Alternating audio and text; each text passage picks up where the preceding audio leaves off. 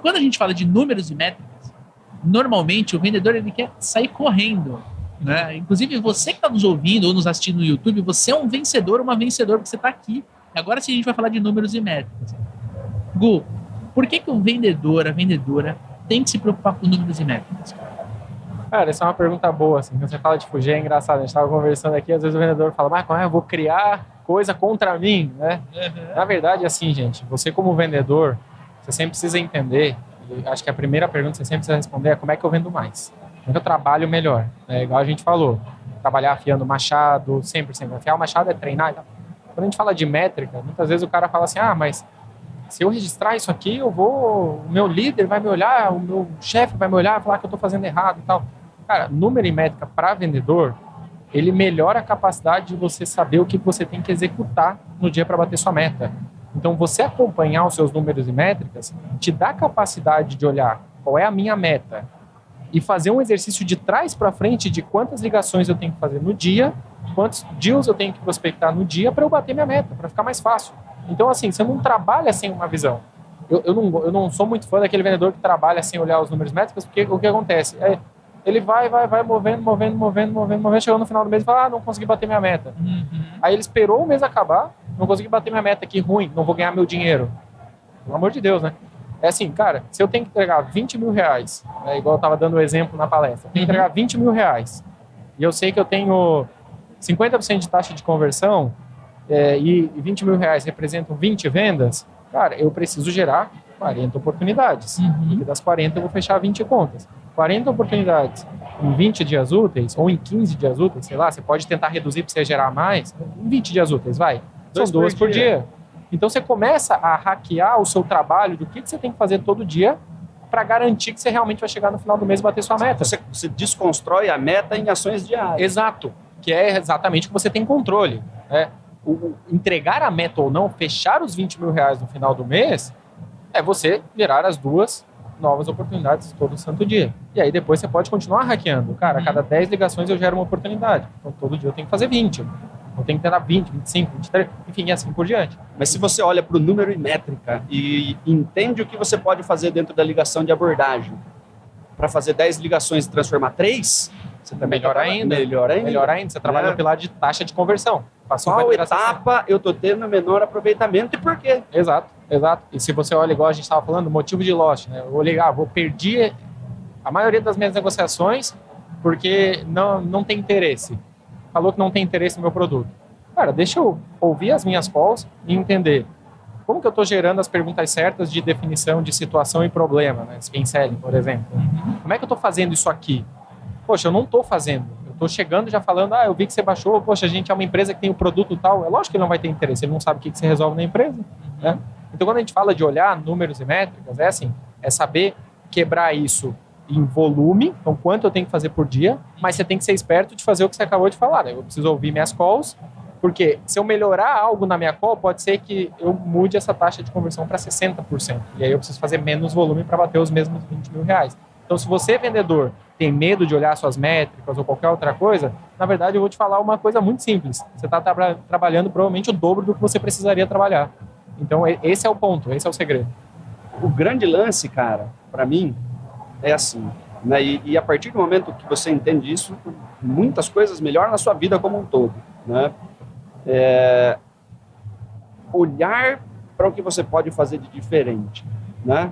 É desconfortável, cara, você entender aonde você está gastando energia, que tipo de atividade você está fazendo que não te traz resultado nenhum. Sim. Né? É olhar para você querendo encontrar pontos de melhoria, né? Querendo encontrar alguma coisa que, se você fizer diferente, o seu resultado vai ser melhor, né? O grande problema, né, e quando a gente olha para vendedor, principalmente os vendedores que têm um hábito de se vitimizar, né?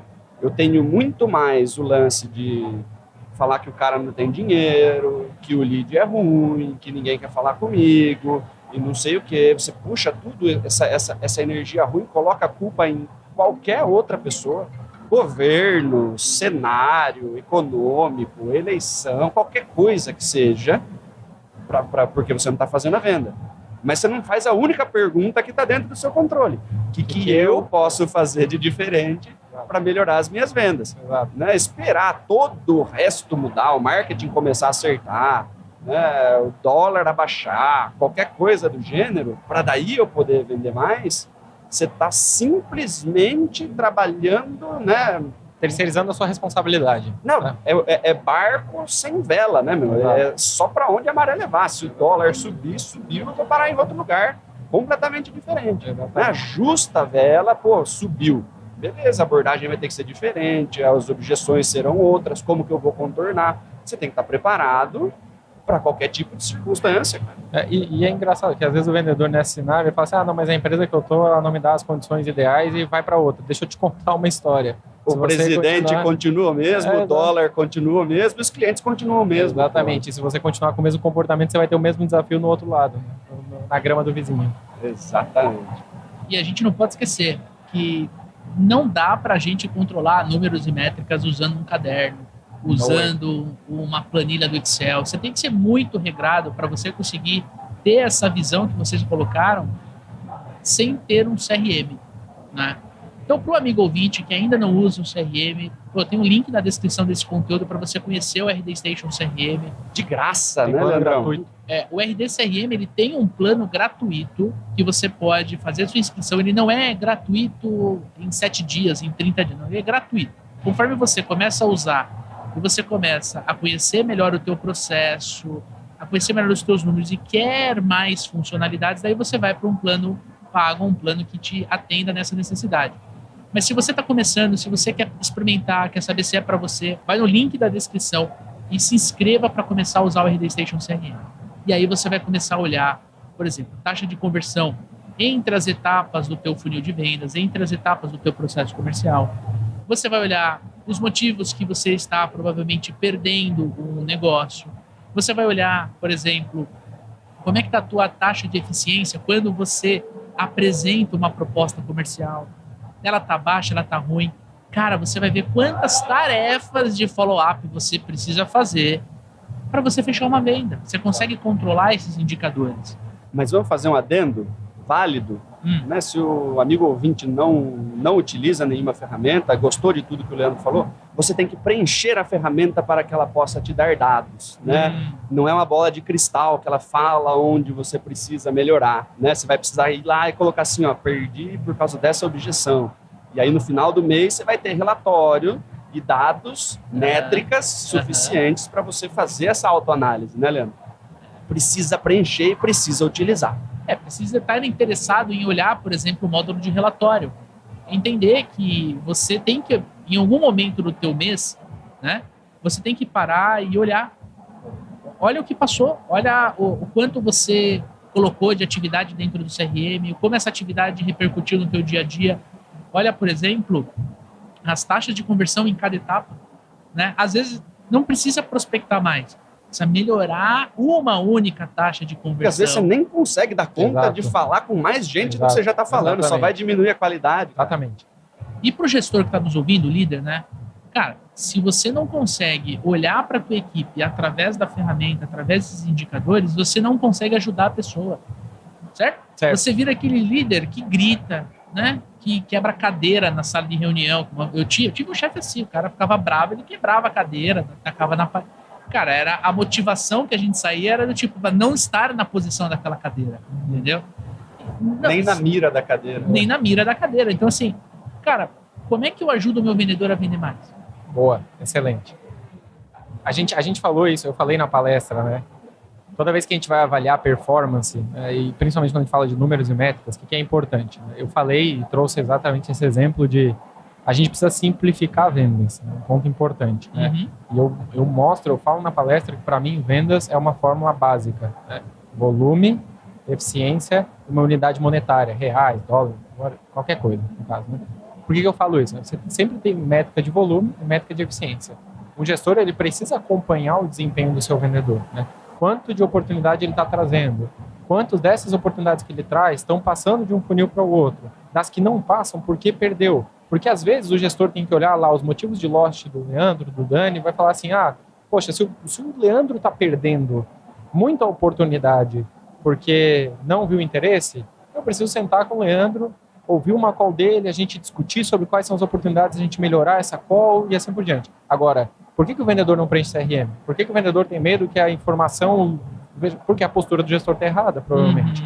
Porque o gestor, ao invés de ele Só lá... cobra e não apoia. Exato. Ele apoiar e falar, pô, Leandro, como é... Porque isso vai influenciar a performance do Leandro e, consequentemente, o resultado da companhia.